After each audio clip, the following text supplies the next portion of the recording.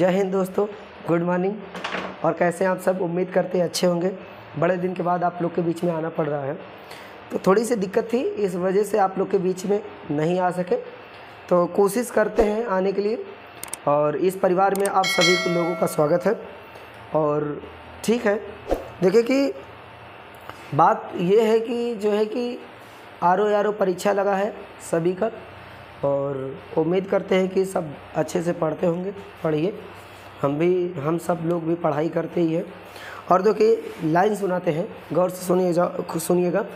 बदल जाओ वक्त के साथ, ध्यान से सुनिए। बदल जाओ वक्त के साथ या वक्त बदलना सीखो, और मजबूरियों को मत कोसो, और हर हाल में चलना सीखो। तो ठीक है, मजबूरी है, लाइफ है, लाइफ में हर प्रकार की मजबूरी आती है, और इसको ठुकरा के हमें आगे बढ़ना है, तो इसी शब्दों के साथ हम प्रारंभ करते हैं। देखिए कि हम सब पढ़ रहे थे मौलिक कर्तव्य, मूल अधिकार नहीं, मौलिक कर्तव्य। हम लोगों ने भाग नंबर 4 को समाप्त किया है। भाग नंबर 4 समाप्त करने के बाद अब हम लोग मौलिक कर्तव्य पे आ चुके हैं।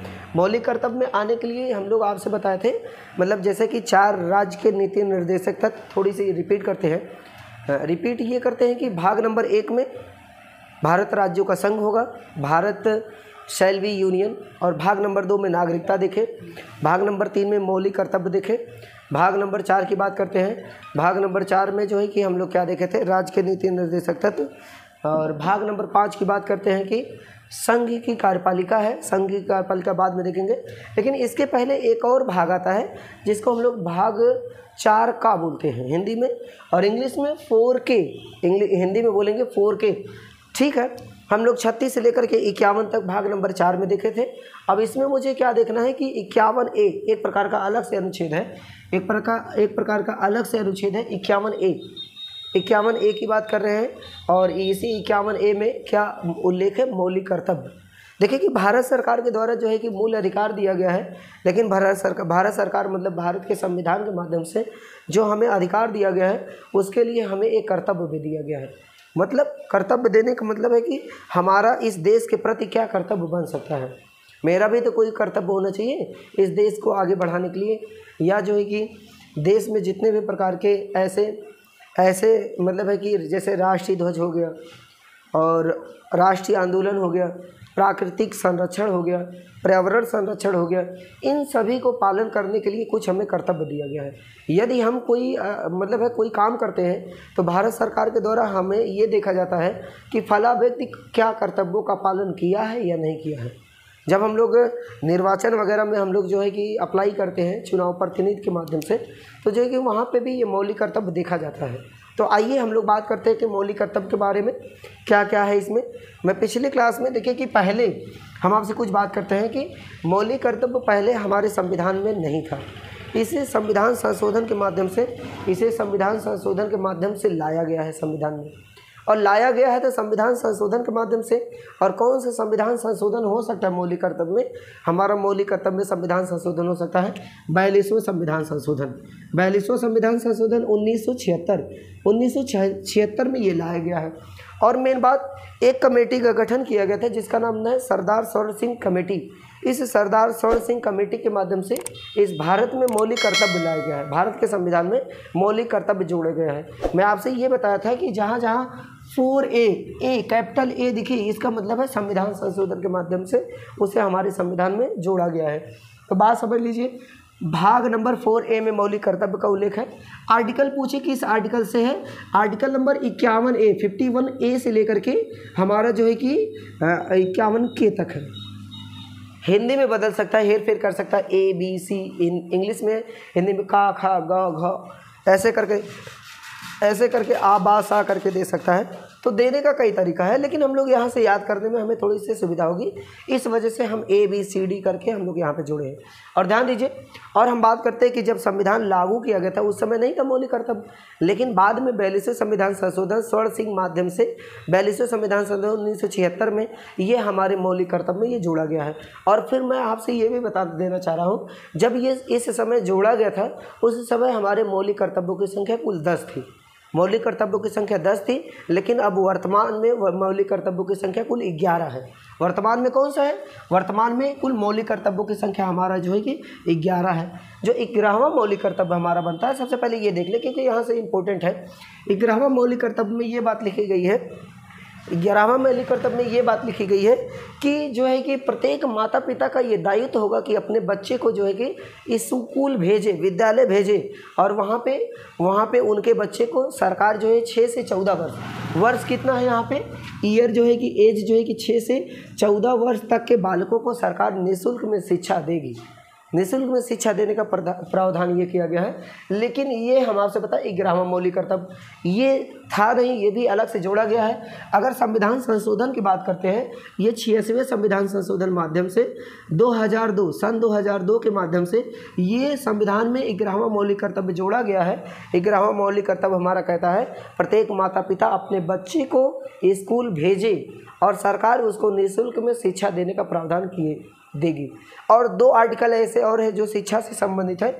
एक 21A article number 21 capital A में भी शिक्षा का अधिकार है, और शिक्षा का अधिकार 21A में है। और बात करते हैं कि यहाँ पे हम लोग यहाँ पे भी बता दिए शिक्षा का अधिकार हमारा किया गया है 0 से 6 वर्ष के बच्चे को यहाँ तक। चलिए ठीक है, तो हम लोग एक एक करके शुरू करते हैं। मैं आपसे ए वाला मतलब है 51A में हम आपसे बताए थे, मतलब है अनुच्छेद, ये जितने भी लिखे हैं ये सारे के सारे आर्टिकल नीचे अनुच्छेद लिखे गए हैं। अनुच्छेद 51A और स्मॉल ए में क्या लिखा गया, कैपिटल ए में, इसमें यह बात लिखी गई है कि भारत के सभी नागरिकों को ये दायित्व होगा, ये कर्तव्य होगा कि राष्ट्रीय ध्वज की और राष्ट्रगान का आदर और सम्मान करें। यह हम पिछले वाले वीडियो में आपसे बताए थे। क्या करेगा? राष्ट्रीय ध्वज और राष्ट्रगान का क्या करेगा? आदर करे, सम्मान करे। आदर सम्मान किस तरीके से कर सकता है?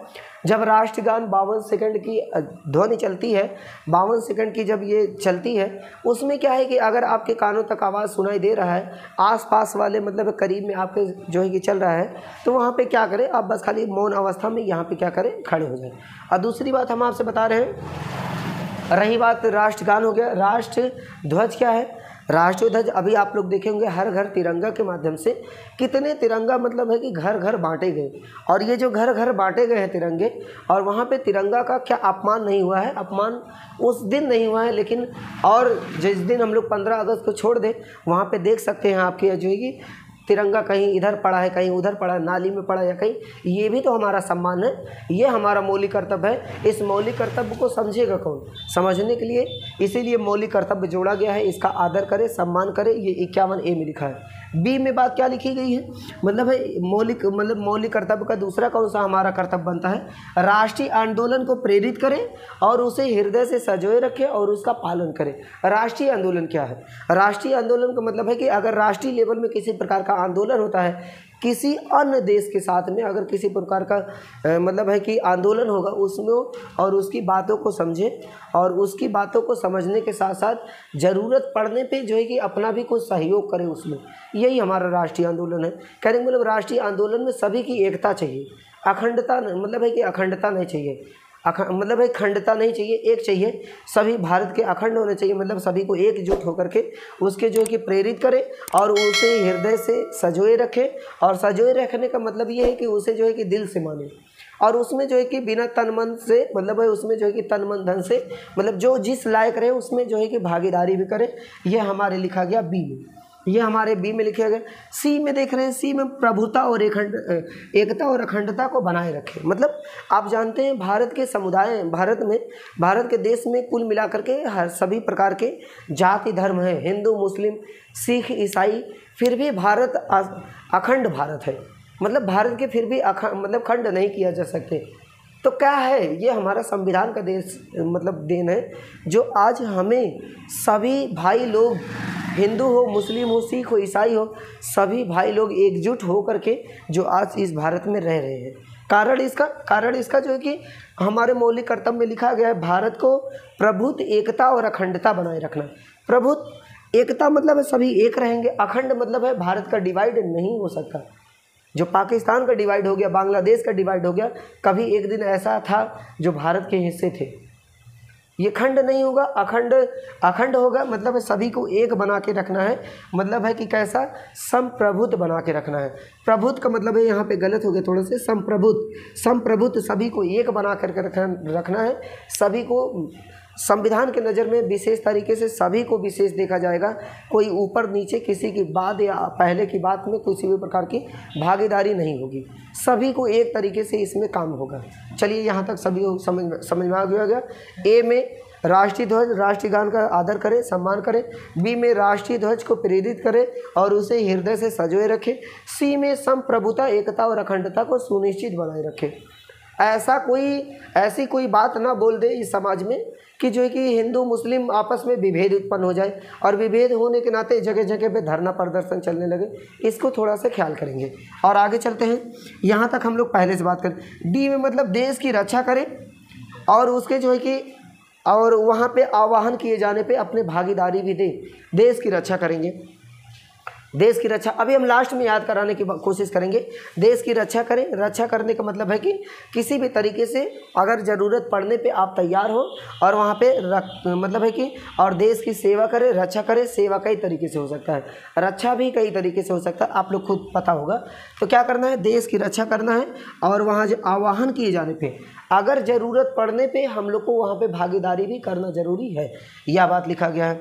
और ई में क्या लिखा है, ई में लिखा है कि भारत के सभी लोगों को क्या करना है, किसी भी प्रकार के भारत के सभी लोगों को एक बना के रखना है और किसी भी प्रकार के उनके अंदर भेदभाव नहीं किया जाना चाहिए। ई में लिखा गया है। देखिए कि जितने शब्द लिखे हैं ये एक भी शब्द बदल नहीं सकते। यहाँ पे भारत के सभी लोग की बात करेंगे, लास्ट में याद कराएंगे इसको। आइए हम लोग बात करते हैं एफ वाले पे देख लेते हैं। एफ वाले पे क्या है कि हमारी जो सामाजिक संस्कृति है उसको बेहतर तरीके से बना के रखें। देखिए कि आधुनिक भारत के समय में संस्कृति कितनी तेज़ से परिवर्तन हो रहा है, लेकिन भले से पहनावे ओढ़ावे में हमारे परिवर्तन हो रहा है, लेकिन कहीं कहीं हमारी जो ग्रामीण संस्कृति है उस सांस्कृतिक में किसी भी प्रकार का परिवर्तन नहीं होगा।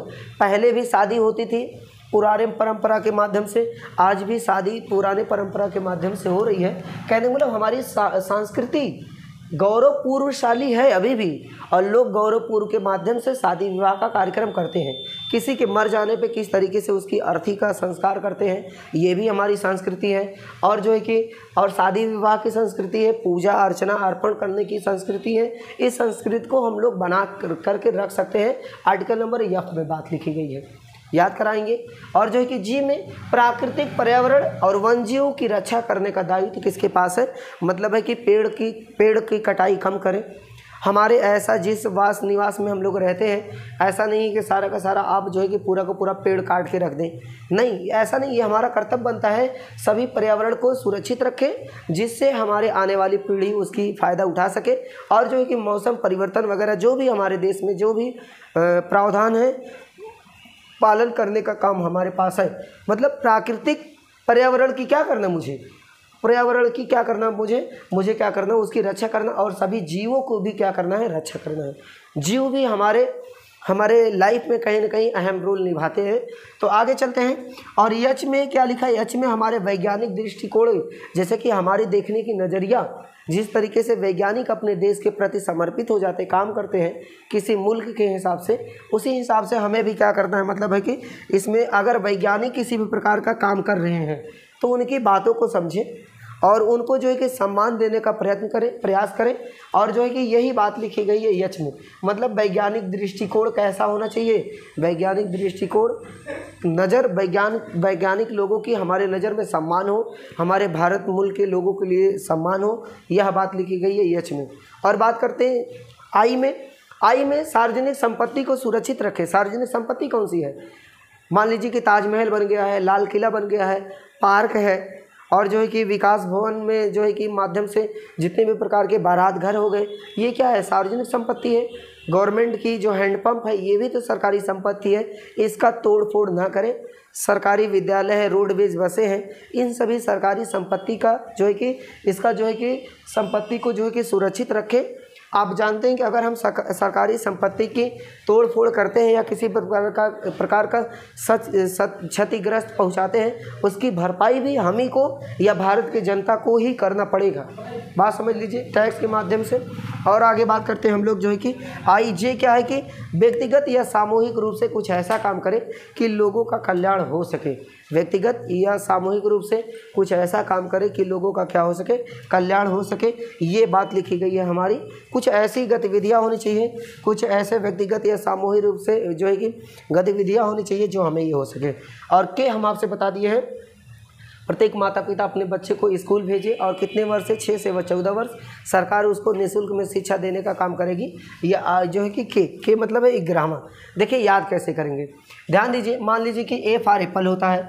मान लीजिए कि राष्ट्रीय ध्वज से एप्पल फहरे तो हम लोग जाहिर सी बात है राष्ट्रीय गान राष्ट्रीय ध्वज होगा, दौड़ पड़ेंगे, कोई ना कोई दौड़ेगा। तो क्या है कि ए से देखिए A फॉर एप्पल मतलब राष्ट्रीय ध्वज जब हम लोग फहराएंगे, राष्ट्रगान होगा तो हम लोग क्या बरसेगा, एप्पल। फूल की जगह क्या बरसे, एप्पल। ये देखेंगे। तो देखिए कुछ है मामला याद करने का, याद कीजिए। किसी तरीके से एग्जाम में आते हैं तो उसको आप लोग को करना पड़ेगा। B फॉर मतलब है कि राष्ट्रीय आंदोलन, ये आप लोग देखें, ये इंपॉर्टेंट नहीं, जो इंपॉर्टेंट है देखिए C फॉर संप्रभुता, C फॉर संप्रभुता, C फॉर संप्रभुता, यहाँ से एक याद कर सकते हैं। और देखिए कि D फॉर डॉग, डॉग की रक्षा कौन करेगा, देश की सेना करेगी, ना कि डॉग लोग करेंगे, कुत्ते लोग थोड़ी ना करेंगे देश की सेवा। यहाँ से D में जो बात लिखी ये याद कर सकते हैं, देश की रक्षा करना है, कौन करेगा, देश की रक्षा हमारे सैनिक करेंगे। ई फॉर मतलब है कि भारत के सभी लोग, ई फॉर एक होता है, बताइए भारत के सभी लोग, सिर्फ ये पूरी लाइन लिखी रहेगी, भारत के सभी लोग बदलेगा नहीं, तो भारत के सभी लोग स्वस्थ रहने के लिए, इसमें स्वास्थ्य जैसी संबंधित बातें लिखी है, तो भारत के सभी लोग स्वस्थ रहने के लिए क्या खाएंगे, ई फॉर एग मतलब अंडा खाएंगे। ये यहाँ से याद रहेगा। ध्यान देते हैं। एफ फॉर फैन, अरे मतलब फैन, हम लोग किसके फैन हैं, हम लोग जो है कि भारतीय संस्कृति, जैसे कि विदेशी लोग या हम सभी लोग हमारे भारतीय संस्कृति के सभी क्या है, फैन है, वास्तव में फैन है। विदेशों की संस्कृति देख लीजिए कैसे है। यह फॉर क्या है, फैन है। कैसे फैन है, किसकी फैन है, सार्वजनिक संस्कृति मतलब भारतीय संस्कृति के सभी क्या है, फैन। जी फॉर गन होता है। बताइए प्राकृतिक पर्यावरण की रक्षा हम लोग को कैसे करना पड़ेगा, गन के बल पे करना पड़ेगा, नहीं तो बच सकता है। याद करने का तरीका है। और देखिए यहाँ पे H फॉर हॉर्स, बताइए वैज्ञानिक दृष्टिकोण कैसी होनी चाहिए, हमारी दृष्टिकोण कैसी होनी चाहिए, घोड़े की तरह के वैज्ञानिक की दृष्टिकोण, वैज्ञानिक की तरह हमारी दृष्टिकोण कैसे, वैज्ञानिक की तरह होनी चाहिए। और जो है कि आई मतलब है कि आई इतना नहीं है, लेकिन संपत्ति से संबंधित है, समझ लीजिए। संपत्ति लिखवाने जाएंगे आई फॉर इंपोर्ट से ही, और उसके दवा वगैरह इंक वगैरह से लिखना पड़ेगा। और आगे देखते हैं, और यहाँ से ये हम आपको जे बताए हैं। जे फॉर मतलब हम आपसे बोले जग जाहिर, व्यक्तिगत या सामूहिक रूप से कुछ ऐसे काम करे, कुछ ऐसा काम करे जिससे जग जाहिर हो जाए, जिससे जग जाहिर हो जाए। ये आपके सामने हम पूरी मौलिक कर्तव्य रख दिए इस वीडियो में। और आगे की वीडियो हमारे राष्ट्रपति से संबंधित भाग नंबर 5 मतलब संघ की कार्यपालिका आपके सामने आने वाली है। तो बरकरार मतलब है कि आप लोग सही तरीके से इंतज़ार करें। और जो है कि ये तो यहाँ से क्वेश्चन बहुत कम आएगा। प्रश्न क्या पूछेगा, प्रश्न इतना पूछेगा, बताइए कि भाग नंबर 4A में किसका उल्लेख है, तो मौलिक कर्तव्य है। बताएगा बताइए किस आर्टिकल में उल्लेख है, आर्टिकल नंबर 51A से है। फिर प्रश्न पूछेगा, बताइए किस कमेटी के माध्यम से इसका गठन किया गया था, ये सरदार स्वर्ण सिंह कमेटी के माध्यम से ये किया गया था। फिर प्रश्न पूछेगा, बताइए कि संविधान संशोधन 42वें संविधान संशोधन 1976 के माध्यम से। फिर प्रश्न पूछ सकता है कि बताइए पहले कितने मौलिक कर्तव्य थे, पहले 10 थे। फिर प्रश्न पूछ सकता है कि बताइए वर्तमान में कितने मौलिक कर्तव्य हैं, वर्तमान में 11वां।